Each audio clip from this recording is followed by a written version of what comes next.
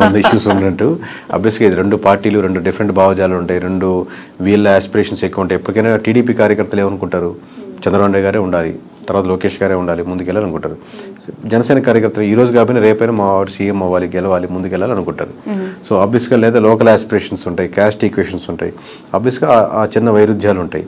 లేదా ఇక్కడ బొమ్మ పెట్టారు, ఇక్కడ బొమ్మ తీసేసారు, మా వాడి దగ్గర ఏవో ఉంటాయి. బట్ ఇట్లన్నింటినీ కలుపుకొని ముందు మాట్లాడుకుంటే రోజు మీటింగ్ పెట్టుకుంటే ఎలా ముందుకు వెళ్తారని బట్టి ఉంటుంది. బట్ కలిసి ఉంటే వాళ్ళకున్న బలం విడిపోతే ఇద్దరికీ ఉండదు. ఓకే. బట్ ఈ మధ్య కాలంలో చూస్తున్న political developments towards Janasena more curious అండి. బాలినేని గారు జాయిన్ అవ్వటం, ఉదయ్ భాన్ గారు జాయిన్ అవ్వటం, వస్తున్న సీనియర్ లీడర్స్ జాయిన్ అవుతూ ఉన్నప్పుడు why not TDP, why Janasena అనే క్వశ్చన్ అక్కడ మనకు రేజ్ అవుతుంది. అంటే అక్కడ ఉన్నటువంటి సమీకరణాలు బట్టి ఫ్యూచర్లో ఇదైతే బాగుంటుంది కదా, అక్కడ ఉన్న క్యాస్ట్ ఈక్వేషన్స్ అన్నీ పెట్టి జాయిన్ అవుతారండి. ఇంతకుముందు బాలినేని గారు కూడా ఇప్పుడు అంతకుముందు టీడీపీ నుంచి ఆఫర్ వచ్చింది, లేదా జనసేన నుంచి ఆఫర్ వచ్చి ఉండొచ్చు, లేదా ఇప్పుడు అయిపోయిన తర్వాత ఇప్పుడు ఆల్రెడీ టీడీపీ నుంచి వాళ్ళు క్యాండిడేట్ ఉన్నారు కదా, గెలుచున్నారు కదా, మన నెక్స్ట్ జనసేనకి అయితే బాగుంటుందని లోకల్ సమీకరణాలు పట్టుకొని ఆ డిసిషన్ తీసుకుంటా ఉంటారు ఎనీ ఎమ్మెల్యే. బట్ ఈ జాయినింగ్స్ అనేవి ఈ టూ పార్టీస్ మధ్య ఏమి క్లాషెస్ కి దారి తీయదా మోర్? అంటే ఎందుకంటే ఆల్రెడీ ఒక పెద్ద పార్టీ ఇద్దరికి ఒక అండర్స్టాండింగ్ ఏంటంటే అండి, ఇప్పుడు మీకు ఇందాక వైఫ్ అండ్ హస్బెండ్ ఎగ్జాంపుల్ ఏంటంటే మీకు ఒక పిల్లలు, అందుకే మీకు కామన్ గోల్ ఎక్కువ ఉంటుంది. At the same time me individual మీకు కొన్ని లక్ష్యాలు ఉంటాయి, మీకు ఆయనకు ఎక్కువ లక్ష్యాలు ఉన్నట్టు. ఇక్కడ ఏమవుతుందంటే ఆబ్వియస్లీ రేపొద్దున నా పార్టీ బలోపేతం చేసుకోవాలని ఇరు పార్టీలకి ఉంటుంది, ఇరు పార్టీ లీడర్లకి ఉంటుంది. సో ప్యారల్గా ఒకటి మీకు తెలిసినా ఒకటి తెలియకపోయినా రెండు పార్టీలు తన పార్టీ బలోపేతం చేసుకోవాలని వర్క్ చేసుకుంటూ ఉంటాయి. దాంట్లో ఎటువంటి సందేహం లేదు. ఎన్నికలకి ముందు వైఎస్ఆర్సీపీ నుంచి చాలా మంచి లీడర్స్, సీనియర్ ఫైనాన్షియల్ స్ట్రెంగ్త్ ఉన్న లీడర్స్ని వైసీపీ పోగొట్టుకుంది. అది ఎంతవరకు కారణం అనేది ఇప్పటికి కూడా వాళ్ళు తెలుసుకున్నారో లేదో తెలియదు, కానీ బాలినేని లాంటి సీనియర్ లీడర్స్ ఇప్పటికీ కూడా వెళ్ళిపోతూ ఉన్నారు. వాట్ ఈజ్ వైసీపీ ఫ్యూచర్ అండి, వైఎస్ఆర్సీపీ భవితవ్యం? అంటే ఇంతమంది 11 వచ్చినప్పటికీ కూడా కొంతమంది ఓడిపోయినా సీనియర్స్, ఇప్పుడు బొత్స గారు అవ్వచ్చు, పెద్దిరెడ్డి గారు అవ్వచ్చు, విజయసాయి రెడ్డి, ఇలాంటి పెద్ద సీనియర్ లీడర్స్ ఉన్నారు. సో ఎలా ఉండబోతుందంటారు ఫ్యూచర్, ఆ పార్టీ భవిష్యత్? అంటే ఎనీ పార్టీ అండి, నాట్ ఓన్లీ వైఎస్ఆర్సీపీ, ఎనీ పార్టీలో లీడర్స్ పోతుంటారు. ఇప్పుడు టీడీపీ నుంచి కూడా చాలా మంది వైఎస్ఆర్సీపీకి వెళ్ళినప్పుడు, లేదా ప్రజారాజ్యం నుంచి చాలా మంది మూవ్ అయ్యి ఉంటారు. పార్టీ మీరు స్ట్రక్చర్ అదే కాన్సెప్ట్ నిలబెట్టుకుని అదే ముందుకు వెళ్తూ ఉంటే లీడర్స్ వస్తుంటారు, పోతుంటారు, పార్టీలు ముందుకు వెళ్తూనే ఉంటాయి. బట్ మీరు అదే కాన్సెప్ట్ని, ఆ కాన్ఫిడెన్స్ని పీపుల్లో బిలీవ్ చేసేటట్టు ఉండగలిగితే టైం కొంచెం గడిచిన తర్వాత మీకు మళ్ళీ జనాలు నమ్మేదానికి ఆస్కారం ఉంటుంది. మీరు అసలు బిలీఫ్ సిస్టమే కోల్పోయారు అనుకోండి, లీడర్స్ మొత్తం 175 మంది యాస్టీజ్గా ఉన్నా కానీ ఏం గెలవలేవు. మీ సలహా ఏంటి? ఎవరికండి? 40% ఓట్ బ్యాంక్ వచ్చింది, 11 సీట్లే వచ్చాయి, అయినా ప్రతిపక్షంలో కూర్చున్నారు, ప్రతిపక్ష హోదానే లేదు అని చెప్పి మాట్లాడేవాళ్ళు. మీరు ఒక కేకే కన్సల్టెన్సీ నుంచి యాజ్ అ సీఈఓగా జగన్మోహన్ రెడ్డికి కావచ్చు, వైఎస్ఆర్సీపీకి కావచ్చు, వెళ్తాం అనుకునే లీడర్స్ కావచ్చు, what is your advice?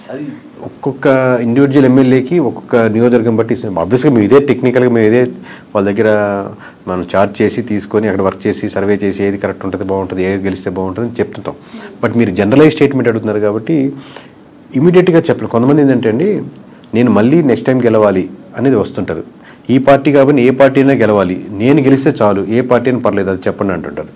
So ఓవరాల్గా మీకు ఎక్కడైనా సరే ప్రజలు ఏం కోరుకుంటున్నారో ఆ ప్రజల పర్స్పెక్టివ్ మీరు వర్క్ చేస్తున్న రెడీగా ఉందా లేదా, ఫ్యూచర్లో నాకు ఇక్కడ అవకాశం ఉంది అనుకుంటే రైట్. ఇది జనరలైజ్ స్టేట్మెంట్ చెప్పలేదు. అంటే జగన్ గారు ఏం చేస్తే ప్రతిపక్షంలో ఇంకా బెటర్ గా వాళ్ళు ఎవరైనా అంటే ఇప్పుడు వీళ్ళు సిట్టింగ్ అయినా అపోజిషన్ ఒకటే, దీంట్లో ఏం పెద్ద ప్రిన్సిపల్లో ఏం తేడా లేదు. దీంట్లో మనం చెప్పేది గ్రౌండ్ రియాలిటీలో ఎటువంటి ఇష్యూస్ ఉన్నాయి, ప్రజలకు ఎక్కడెక్కడ మద్దతు కావాలి, ఏ వర్గాలకి నేను నిలబడాలి, అన్ని వర్గాల్లో నేను నాయకుడిగా నేను నిలబడాలి. నేను కాదు, నేను లీడర్స్ కాదు. లీడర్ ఎప్పుడు ఇంకా గొప్ప లీడర్ అవుతా అంటే మీరు ఎంతోమంది లీడర్స్ని రకరకాల సెక్షన్స్లో తయారు చేసినప్పుడు గొప్ప లీడర్ అవుతారు. అది ఇప్పుడు నేను రిక్రూట్ చేసుకుంటున్నాను, ఇప్పుడు మేము ఇంట్రెస్ట్ చేస్తా ఉన్నాను. ప్రతి ఇంటర్వ్యూలో నేను చూసుకునేది అంశం ఏంటంటే నాకంటే ఇతనికి లేదా అమ్మాయికి ఎక్కువ టాలెంట్ టెక్నికల్గా ఈ విషయంలో ఉందా, లేదా ఆల్రెడీ ఉన్న వాళ్ళకంటే ఎక్కువ టాలెంట్ ఉందా అని చూసుకుని లీడర్ అవుతాడు. నాకంటే ఎక్కువ టాలెంట్ ఉండకూడదు, నేనే లీడర్ ఉండాలి అనేది కంటే కూడా ప్రతి నియోజకవర్గంలో ప్రతి అంశంలో నాకంటే వాక్చాతుర్యంలో కానీ, మాట్లాడే విషయంలో కానీ, సబ్జెక్ట్ నాలెడ్జ్లో కానీ, మాట్లాడితే కరెక్ట్గా మాట్లాడే పర్సన్స్ కానీ, అంటే అపోజిషన్ కూడా చాలా టెక్నికల్గా మాట్లాడుతున్నాడు, చాలా రైట్ ఇతను, ఓన్లీ అరిచేసి ఏదో తిట్టేసినట్టు కాకుండా అలాగా టెక్నికల్ సబ్జెక్ట్ ఉండే లీడర్స్ని మీరు డెవలప్ చేయగలిగితే ఈ ఉన్న 4-5 సంవత్సరాల్లో మీరు మళ్ళీ గవర్నమెంట్ ఫామ్ చేయడానికో లేదా మీరు ముందుకు రావడానికో తేడా ఉంటుంది. కానీ ఇదే పద్ధతిలో వెళ్తే ఇదే లైన్లో వెళ్తా ఉంటే మళ్ళీ మీకు కష్టమే. ఓకే. ఈ 2 తెలుగు స్టేట్స్లో ప్రాంతీయ పార్టీలకు ఎంతో కొంత కో రోడ్ బ్యాంక్ని కైవసం చేసుకొని సస్టైన్ చేస్తున్న పార్టీస్ని మనం చూస్తూ ఉన్నాం. ఇక్కడంటే ఇప్పుడు కాంగ్రెస్ అధికారంలోకి వచ్చింది, అగైన్ అక్కడ మళ్ళీ ప్రాంతీయ పార్టీ, ఆఫ్కోర్స్ జాతీయ పార్టీ అయినప్పటికీ కూడా వాళ్ళు ప్రాంతీయ పార్టీగానే ఎస్టాబ్లిష్ అయ్యారు టీడీపీ. సో ఒక ప్రాంతీయ పార్టీ యొక్క ప్రభావము, వాళ్ళ ఇంపాక్ట్స్ 2 స్టేట్స్లో ఇంతకాలం చూసిన ప్రజలు మతతత్వ రాజకీయాల్ని, మతతత్వ పార్టీలను ఎంకరేజ్ చేస్తాయా, కన్సిడర్ చేస్తాయా? అంటే ఇప్పుడు నేను నేషనల్ వైజ్గా చెప్తున్నా కదండి, మతానికి ఉన్న సంబంధించిన ఓట్ బ్యాంక్ అంటే ఇక్కడ ఎస్పెషల్లీ 2 తెలుగు స్టేట్స్ గురించి నేను మాట్లాడు. అంటే కంపేర్ టు నార్త్లో పోలిస్తే ఇప్పుడిప్పుడే సౌత్లో బీజేపీది కూడా ఇంకొంచెం ఉంది. కంపేర్ చెప్తున్నాను, నార్త్లో ఎక్కువ బీజేపీ ఆల్రెడీ ఒక సాచురేషన్ పాయింట్కి వెళ్ళిపోయింది. బట్ సౌత్లో ఇప్పుడిప్పుడే అక్కడక్కడక్కడ ఆ టైప్ ఆఫ్ చిగురిస్తూ లేదా ఆ థాట్ ప్రాసెస్లో ఉండి మన ధర్మం అనేది ఆలోచిస్తున్నారు. బట్ అది ఓట్ బ్యాంకింగ్ సరిపోదు గెలిచేదానికి అనుకుంటున్నాను. ఒకసారి మీకు సెంట్రల్లో బీజేపీ తగ్గిపోతుంది అనుకోండి, దాని ఇంపాక్ట్ మన స్టేట్లో కూడా పడుతుంది. మొత్తం స్టేట్లో సెంటర్లో మనకు గవర్నమెంట్ మారుతుంది అనుకోండి, అది మన స్టేట్కి వచ్చేసరికి కూడా మన ఇంపాక్ట్ పడుతుంది. ఎప్పుడైతే మీకు బీజేపీ మీద ఎఫెక్ట్ ఎక్కువ పడిపోతుందో, బీజేపీ మునిగిపోతుందో, దాని బీజేపీ ఆధారితంగా నిలబడిన పార్టీలు కూడా దాని ప్రభావం, దాని ఎఫెక్ట్ ఎంతో కొంత తీసుకోక తప్పదు. Okay. In future Nara Lokesh గారికి, పవన్ కళ్యాణ్ గారికి ఎవరికి ఎక్కువగా సీఎం అయ్యే అవకాశం ఉంది అని అంటారు? మీ అజంప్షన్ ఏంటి? అది చెప్పలేము. ఎందుకంటే అండి ఇది హైపోథెటికల్గా ఆబ్వియస్గా చంద్రబాబు నాయుడు గారు ఉన్నంతసేపు ఆయన గవర్నమెంట్ రన్ అవుతూ ఉంటుంది. 5 years ఇబ్బంది లేదు కదా. But going forward obviously TDP కానీ టీడీపీ కార్యకర్తలు కానీ ఎట్లాగైనా సరే మా చంద్రబాబు నాయుడు గారు సీఎం ఉండాలి. దాని తర్వాత లోకేష్ గారే వాళ్ళు కోరుకుంటారు. పవన్ కళ్యాణ్ గారు ఫాలో అయ్యేవాళ్ళు ఆబ్వియస్గా పవన్ కళ్యాణ్ గారు సీఎం అవ్వాలి, ఇంకా సీట్లు 21 నుంచి మేము 71, 100 సీట్లు వెళ్ళాలని కోరుకుంటారు. బట్ ఇద్దరు కూటమిగా వెళ్ళాలనుకుంటున్నారా, సెపరేట్గా వెళ్ళాలనుకుంటారా? మీరు ఇందా చెప్పినట్టు టీడీపీ సెపరేట్ అయ్యి బీజేపీ ఆబ్వియస్గా బీజేపీ జనసేన వెళ్ళాలనుకుంటున్నా, దీనివల్ల ఇట్లా సెపరేట్ అయితే మళ్ళీ వైఎస్ఆర్సీపీకి ఫెచ్ అవుద్దా?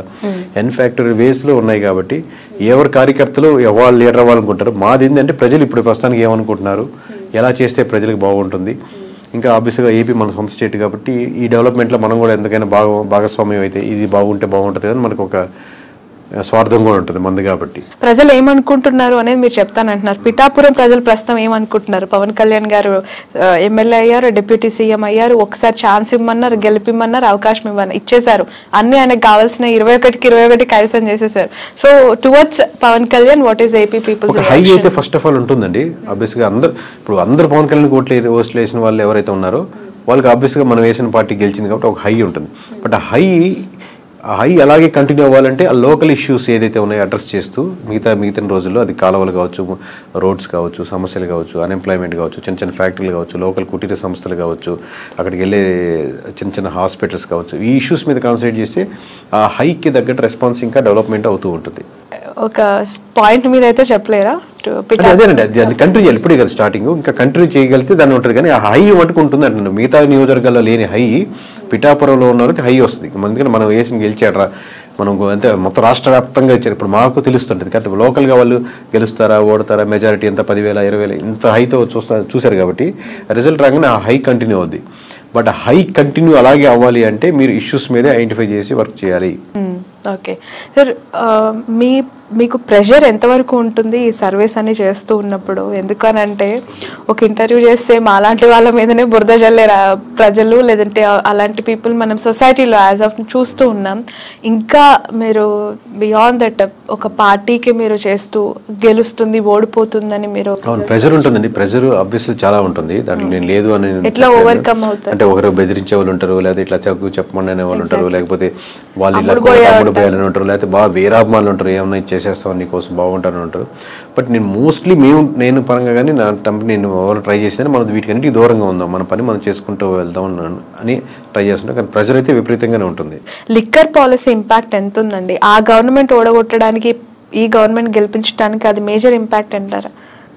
1% ఇప్పుడు అన్ని ఒక్కొక్క పర్సెంట్ యాడ్ చేసుకుంటా ఉన్నాం. అంటే వైఎస్ఆర్సీపీ నుంచి టీడీపీకి వచ్చిన ఓట్ బ్యాంకింగ్లో ఖచ్చితంగా ఒక 1% అయితే ఓట్ బ్యాంకింగ్ లిక్కర్ పర్స్పెక్ట్లో వచ్చిన ఓట్ బ్యాంకింగ్ ఉంటుందండి. ఇప్పుడు కొత్త పాలసీస్ ఇప్పుడే తీసుకున్నారు కాబట్టి అది ఇంప్లిమెంటేషన్ అయ్యి రేపు పొద్దున 1వ తారీఖు నుంచి రిజల్ట్ చూసి దాన్ని ఎలా ఉన్నాయని చెప్పగలుగుతాం. Right. Thank you so much అండి. Thanks a lot. సో మొత్తానికైతే ఫ్యూచర్లో రాహుల్ గాంధీని ప్రధానమంత్రిగా చూడొచ్చు అంటారా? అంటే ఇప్పుడున్న వేవ్ చూస్తుంటే మటుకు నార్త్లో అన్ని స్టేట్స్ ఓడిపోతున్నాయి కాబట్టి ఇలాగే వెళ్ళగలిగితే అది జరుగుతుంది. లేదు బీజేపీ రివైవ్ చేసుకుని మార్చుకోవాల్సిన అంశాలు మార్చుకుంటే మంచి పోటీ ఇవ్వగలుగుతుంది. బట్ ఛాన్సెస్ ఆర్ అలా 100% ఇప్పుడు చెప్తున్నాం కదా, ఆల్రెడీ అన్ని రాష్ట్రాల్లో బీజేపీ ఓడిపోతుందని చెప్తున్నాం కదా, ఇలాగే జరుగుతుంది. ఆబ్వియస్లీ కాంగ్రెస్కి ఉన్నటువంటి ఆప్షన్ అదే కాబట్టి ఆప్షన్ ఉంది మీరు అడిగిన దానికి. Okay right, thank you so much అండి. ఇది కేకే గారితో స్పెషల్ ఇంటర్వ్యూ. That's all.